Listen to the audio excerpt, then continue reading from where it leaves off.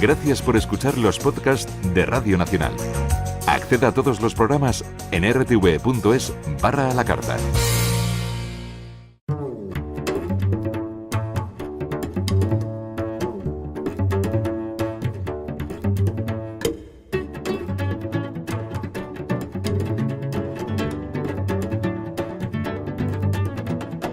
Y saludamos ya a nuestra psicóloga de cabecera, Alejandra Vallejo Nájera. Alejandra, buenas noches. Muy buenas noches. Y bienvenida. Y tú también, ¿cómo estás? Muy bien ya, desnudito. ¡Ay, eso, justo! Tú también, ¿no? Como yo. Ajá. Gente al desnudo, no podíamos ya. estar de otra forma. Bueno, Hoy... Alejandra, acabamos de vivir el Día Mundial del Medio Ambiente.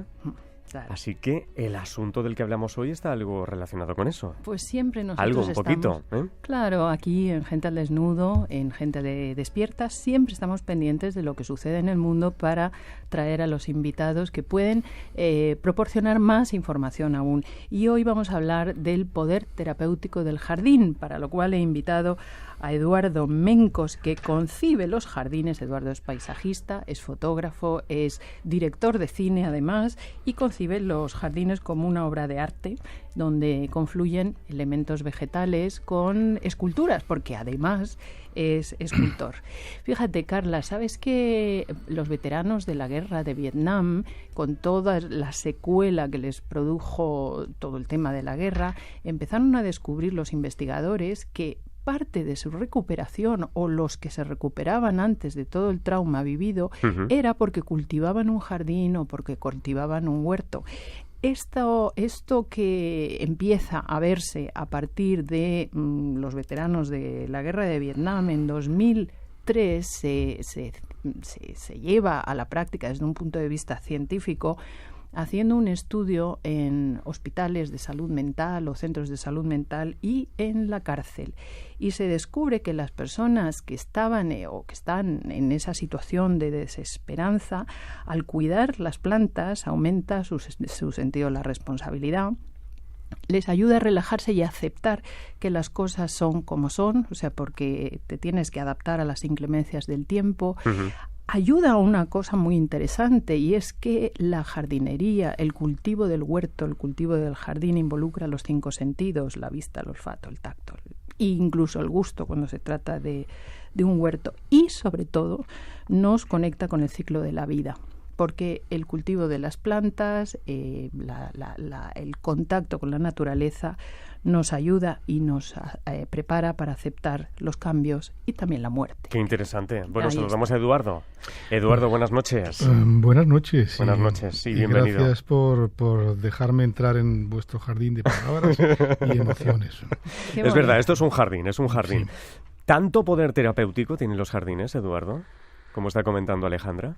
Bueno, yo creo que el jardín está demostrado desde hace mucho tiempo que es el jardín y la naturaleza, pero al fin y al cabo es un contacto con la naturaleza, con las estaciones, con los símbolos que se desarrollan a través del jardín, que es la vida, la muerte, la primavera, el otoño, que es al fin y al cabo todas esas lecciones que nos dan la naturaleza y también en consecuencia el jardín. Sobre todo el jardín que se trabaja y que se usa, que por eso yo creo que el jardín no es suficiente con que sea un elemento para ver. Es bueno que haya pues horticultura, que seamos jardineros de verdad. Y eso significa que bueno, pues que lo ejercitemos. De hecho, las ciudades inglesas y alemanas de la Revolución Industrial se hacían casas con jardín, y en Barcelona, por ejemplo, la colonia Güell, pues que es al fin y al cabo el Parque Güell, que es un gran jardín para obreros, no lo olvidemos, para gente que trabaja y que se desarrolla y que se siente más en armonía con el mundo a través del jardín. O sea que esto es un invento ya muy antiguo, ¿no? Bueno, eso es lo ideal, un jardín, pero no todo el mundo tiene acceso a eso. Entiendo que quien habla de jardín habla también de tener 4 o 5 macetas en casa. Exactamente. Sí, porque yo creo que el mérito de un buen paisajista, como es Eduardo Mencos, autor de bastantes libros, el libro de Paisajes de España, Jardines Secretos de España, luego nos contarás cuántos jardines secretos hay en España, y un libro que tiene un título precioso, La belleza cautiva. Eduardo Mencos ha participado o es nombrado en un libro de título inglés que voy a traducir, 1001 jardines que debes ver antes de morir. O sea que, fíjate que... 1001 jardines. 1001 jardines que debes ver antes de morir, y entre esos 1001 pues están los que diseña Eduardo Mencos. Bueno, pero antes de entrar en esos jardines, que ya es el sumum de todo esto que vamos a comentar esta noche, lo que comentaba Eduardo, 4 o 5 macetitas en casa, con 4 o 5 plantas, ¿eso es suficiente? Bueno, no es que sea suficiente, eso debe ser casi, yo creo, obligatorio tenerlo en todas las casas. Además, si se empieza con algo que es útil, como por ejemplo todas las hierbas de cocina, ¿no?, que son maravillosas, que empezamos ya a tenerlas muy a mano, pues mira, todo lo que antes había en una maceta. Además, la maceta es un invento muy nuestro, ¿no? De hecho, la maceta, por ejemplo, en Córdoba, se ha convertido en uno de los grandes atractivos turísticos. La gente muy humilde en el patio cordobés, donde se reunían las vecinas y convertían aquello en un espacio de encuentro. Que el jardín también es un lugar de encuentro maravilloso. Yo creo que, por ejemplo, una de las cosas que yo procuro hacer es, si tienes una reunión, aunque sea muy seria, salvo si quedas con el fisco, que es muy difícil convencerles que vayan oye, nos reunimos en un jardín maravilloso. Ajá. Pues fíjate, creo que si nos reuniéramos para hablar de cosas, incluso de cosas serias, en los jardines estaríamos de mejor humor. Yo creo que una de las cosas, Eduardo, confírmalo, que tiene de terapéutica la jardinería o el cultivo de una terraza, o el adecentamiento a través de las plantas y las flores de una terraza, es que ayuda a tomar decisiones. Entonces, esta es tu profesión. Tomo la decisión de qué hacer en un espacio X, grande, pequeño, regular, enorme, gigantesco. Tomo la decisión de qué hacer con esto. Me hablabas fuera de micrófono un día que el jardín no se tiene que notar la mano del hombre, o sea, que tiene que parecer que eso no hay intervención, aunque la haya. ¿Cómo es esto? Igual no lo entendí del todo bien. Bueno, lo que acabas de comentar, que me parece muy interesante, es de que efectivamente son pequeñas decisiones que nos ayudan a tomar otras más grandes. Por ejemplo, la poda, ¿no? La poda es, al fin y al cabo, una reflexión, una invitación a decir, a ver, ¿qué es lo que es importante? Cuando podas un arbolito, una planta, tienes que tener unos ciertos criterios, pero estás decidiendo algo que te sirve para otros elementos de tu vida, ¿no? ¿Qué tengo que elegir, ¿no? Cuando estamos un poco, de hecho, aturullados con demasiadas cosas en nuestra vida, y decir, oye, pues la poda es un ejercicio de decir, oye, yo siempre le digo, lo más agradecido que hay en un jardín, pero incluso en una pequeña mata, es que le quitas ciertas cosas y dices, pero ¿cómo ha mejorado? Pero qué maravilla, ¿no? Te exige primero una reflexión, un pensamiento, y luego, pues, una satisfacción inmediata, ¿no? Me contaba José Antonio Marina, que tengo la fortuna de considerarme amiga suya, que él había observado que aquellas plantas que reciben mucho riego, que no se tienen que buscar la situación de alguna manera, crecen menos y más débiles y más frágiles y más vulnerables que aquellas plantas que reciben el riego justo, pero que tienen que poner también de su parte. ¿Cómo se traslada eso luego también a la vida? Sí, bueno, eso es muy curioso, porque estamos enlazando metáforas sobre cómo comportarnos, nos enseña la naturaleza. Sí, es que es la vida misma, ¿eh? Es la vida misma, sí, o sea, sí. Efectivamente, pues no se trata de recibir mucho riego. De hecho, se matan muchas más plantas por exceso de agua que por otra cosa. Casi siempre la gente dice, pero si yo lo he regado muchísimo, ahí has asesinado a esa planta. ¿No? Justamente, porque ellas se las arreglan, ¿no? Si tienen poquita agua. Darle justo lo que necesita y una cierta dificultad, o sea, decirle a la planta,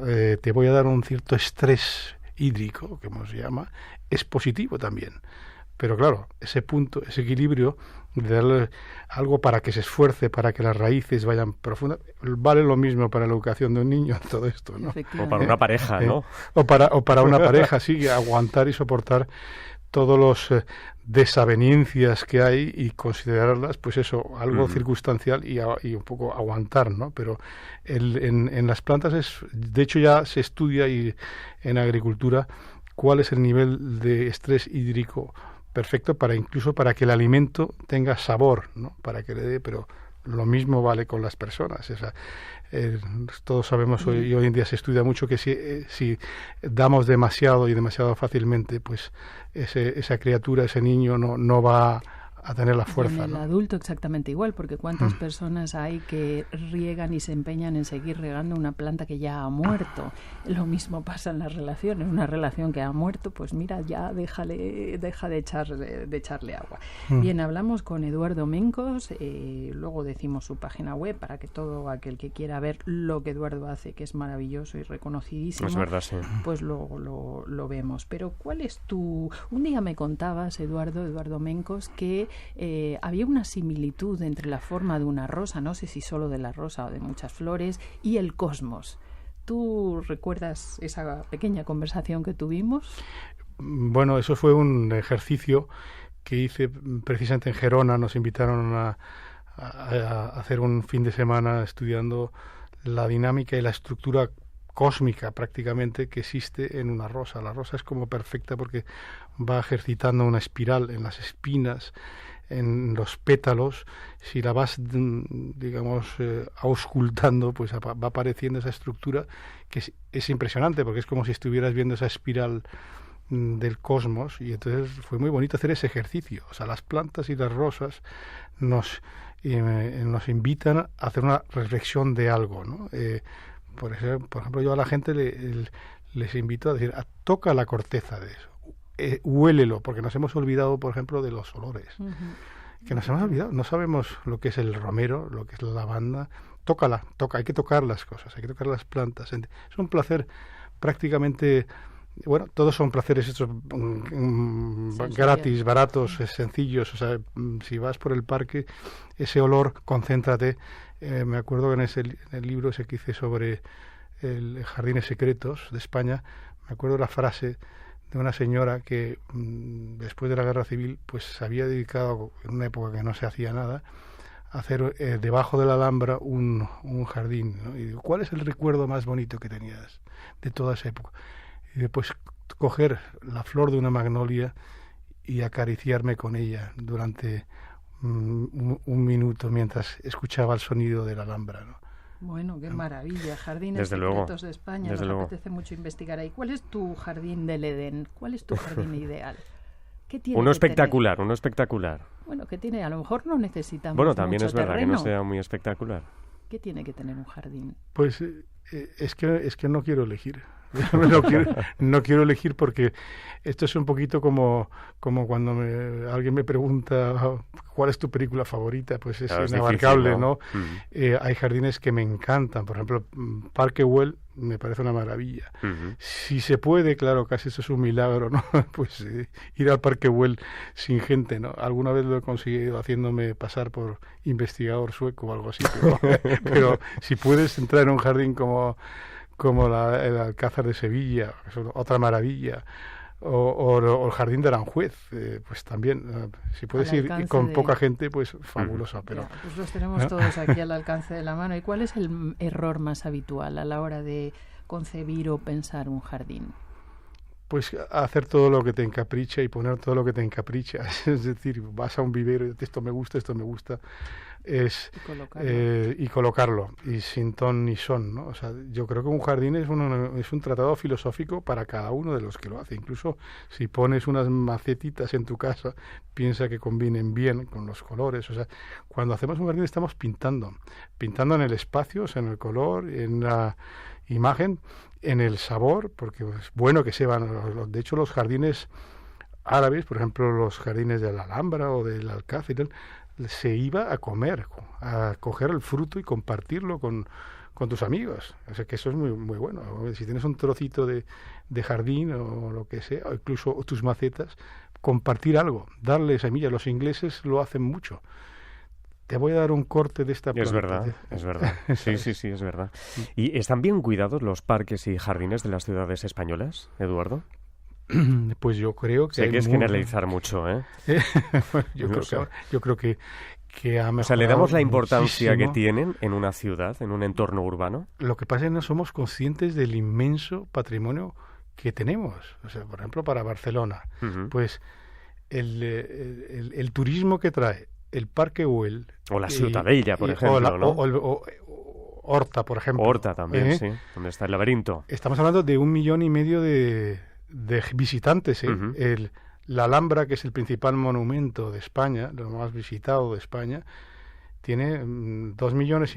O sea, que estamos hablando de que el jardín, no somos conscientes que son jardines. La Alhambra es sobre todo... Sí, claro. Una Alhambra y el Generalife son sobre todo jardines. No somos conscientes de ese inmenso patrimonio que tenemos y que realmente son jardines únicos, ¿eh? Que para mucha gente del mundo, que tampoco somos conscientes, por ejemplo, vas a Australia y lo primero que te dicen, no, yo voy a ir a España porque quiero ir al Parque Güell. O sea, no te hablan de otra cosa. Claro. Quiero conocer la obra de Gaudí y particularmente el Parque Güell. Y lo mismo con la Alhambra, ¿no? A la hora de publicar tu libro, escribirlo, diseñarlo, Jardines Secretos de España, ¿qué jardines secretos hay que nos puedas contar para que nosotros podamos ir a verlos? Para que deje de ser secreto. Bueno, cuéntanos ese secreto, Eduardo.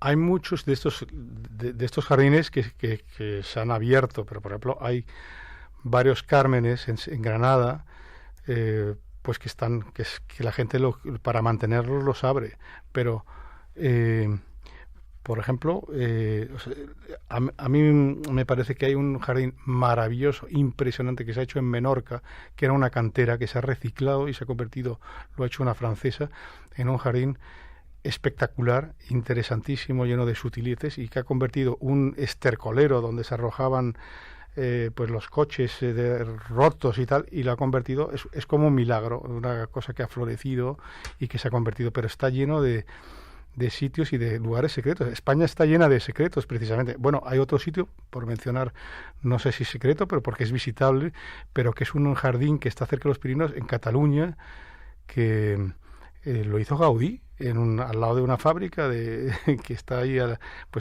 pues muy próxima a los Pirineos, y es una sorpresa, y va muy poca gente, pero en fin. Y claro, esas sorpresas las podemos encontrar en tu libro, de la editorial Blume, si no me equivoco, Jardines Secretos de España. Eduardo, cuéntanos, por ejemplo, si quisiéramos diseñar una mini terraza, ¿tú cómo empezar? ¿Qué hacer? Pues verlo todo como un todo. Es decir, me imagino que tener en cuenta la orientación. La orientación. Y el clima, el tiempo que uno está dispuesto a poner. Me acuerdo una señora que me llamó y me dijo, yo lo que quiero es que me hagas un jardín de plástico, porque no me voy a dedicar nada. Digo, pues muy bien, pues nada, pues todo de plástico. Efectivamente, esa era una señora que tenía todo muy claro. Joder, ¿no?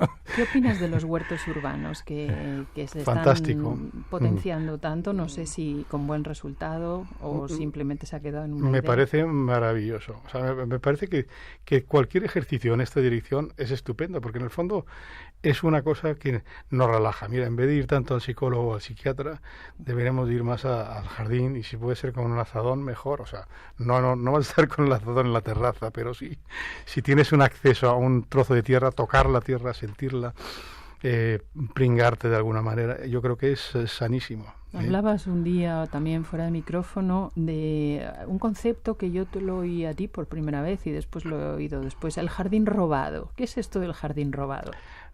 Es más bien lo que se llama paisaje, los paisajes robados. Que Inglaterra, que es un país muy habitado con una densidad muy grande de población, pero amantes de la naturaleza y del paisaje, pues consideran al vecino como parte de su paisaje. Entonces, en vez de cerrarse a él, que es un concepto más bien árabe, moro, que es un poco como lo que tenemos nosotros, ellos dicen, pues yo ese paisaje de mi vecino lo voy a meter yo en mi espacio. ¿Cómo lo meto? Pues quitando los muros que me lo cierren. Es un concepto que aquí se da poco, ¿no? Pero es muy interesante sentir que si tienes una casa en una urbanización, pues meter el paisaje lo máximo que puedas y quitar todo lo que sea feo, porque si tienes a los dos lados casas que te incordian la vista, y pues a ver cómo lo puedo tapar y potenciarlo. ¿Cómo lo haces eso? Con árboles, perspectivas y tal. Lo que está claro es que el contacto con la naturaleza nos mantiene en contacto también con la vida, con el crecimiento, con la evolución, con el desarrollo. Aumenta el sentido de responsabilidad del cuidado del otro, que en este caso es pues el cuidado de unas plantas, unas flores, unas hortalizas, algo para que luego también puedes ir a comer, ¿no?